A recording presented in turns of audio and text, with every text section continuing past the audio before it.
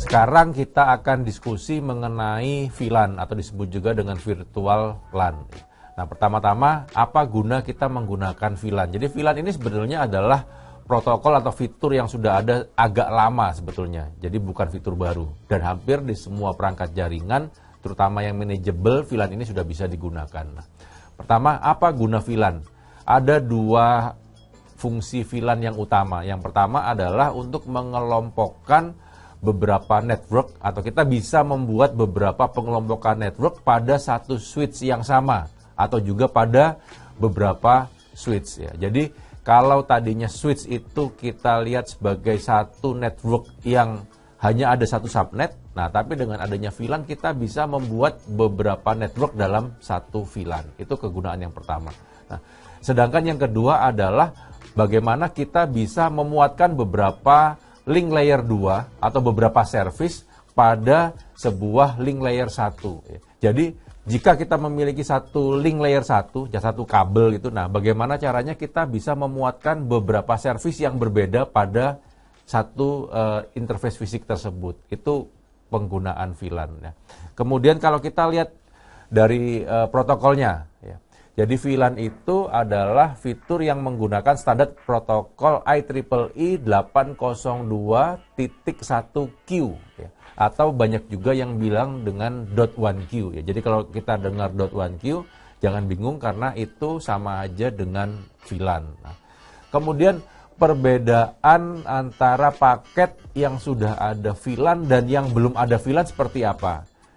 Kalau kita lihat pada Ethernet frame, ya, jadi ada beberapa bagian pada Ethernet frame. Yang pertama ada preamble, kemudian ada destination MAC, ada source MAC, kemudian ada Ether type, ada payload, dan CRC. Ya. Ini kalau untuk paket yang tidak ada VLAN-nya. Kemudian bagaimana kalau ada VLAN?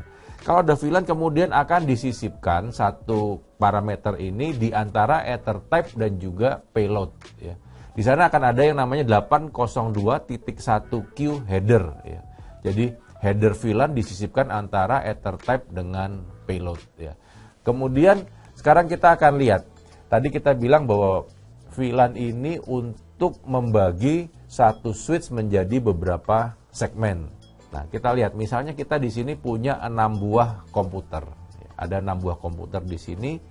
Kalau kita ingin menghubungkan antar komputer ini, cara paling mudah adalah kita akan memasang satu buah switch. Ya. Jadi, ke-6 komputer ini akan terhubung satu buah switch dan antar 6 komputer ini bisa saling berhubungan karena ini adalah satu network, satu subnet. Kemudian muncul masalah berikutnya. Jadi misalnya di antara 6 komputer ini ada beberapa bagian. Ya, ada finance, ada umum, ada yang lain-lain. Di mana antar bagian ini tidak boleh saling terhubung, tidak boleh saling lihat, tidak boleh berada dalam satu subnet yang sama. Contohnya ini, ada 3 bagian, bagian merah, hijau, dan orange. Ya, merah, hijau, orange. Nah, kalau kita menggunakan switch seperti biasa tanpa VLAN, maka ke-6-6-nya bisa saling terhubung. Tapi kita ingin bagaimana caranya supaya merah ini satu grup sendiri, hijau ini satu grup sendiri, dan orange ini satu grup sendiri. Caranya seperti apa? Maka kita akan gunakan VLAN pada switch tersebut. Nah, yang bisa menjalankan VLAN itu rata-rata adalah switch manageable. Jadi kalau teman-teman saat ini masih menggunakan unmanaged switch, jangan pusing mencari cara bagaimana caranya mainan VLAN. Ya. Karena VLAN ini hanya bisa jalan kalau kita gunakan manageable switch. Atau tentu di kelas-kelas router kita bisa juga gunakan VLAN. Kalau kita masih menggunakan unmanaged switch, ya, tentu cara paling mudah adalah ya berarti kita perlu adanya 3 buah switch. Ya. Jadi seperti ini. Ya, ini ada 3 kelompok komputer yang ingin kita bagi 3, ya tentu kita akan pasangkan 3 buah switch di sini. Satu switch untuk menghandle yang kelompok merah, satu switch menghandle kelompok hijau, dan satu switch akan menghandle kelompok yang orange. Ya.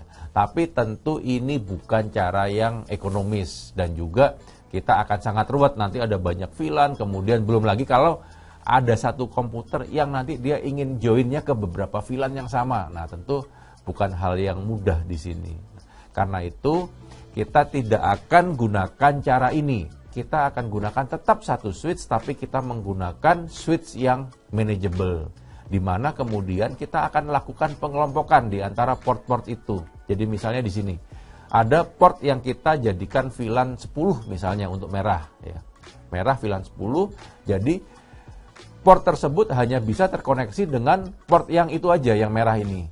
Kemudian hijau kita nanti berikan port tersendiri lagi misalnya, ya. Jadi port hijau hanya untuk melayani komputer yang di kelompok hijau, sehingga hijau bisa terkoneksi sama hijau tapi tidak bisa terkoneksi dengan yang merah. Dan berikutnya lagi nanti orange akan terkoneksi dengan orange dan tidak bisa terkoneksi yang lain. Jadi pada switch ini ada 3 kelompok network yang sudah saya buat. VLAN 10, 20, 30 misalnya. 10 merah, 20 hijau, yang 30-nya yang orange. Dan ini tidak bisa saling terkoneksi. Nah, kemudian mungkin ada pertanyaan, kalau paketnya itu belum ada VLAN-nya, itu apakah termasuk sudah ada VLAN? Nah, kalau di network kita punya kesepakatan bahwa untuk port atau untuk komputer yang tidak ada VLAN-nya itu disebut dengan VLAN 1. Jadi kalau teman-teman ingin mendeklar ada VLAN tertentu, jangan pakai VLAN 1. Karena VLAN 1 itu sama artinya dengan tanpa VLAN sebetulnya.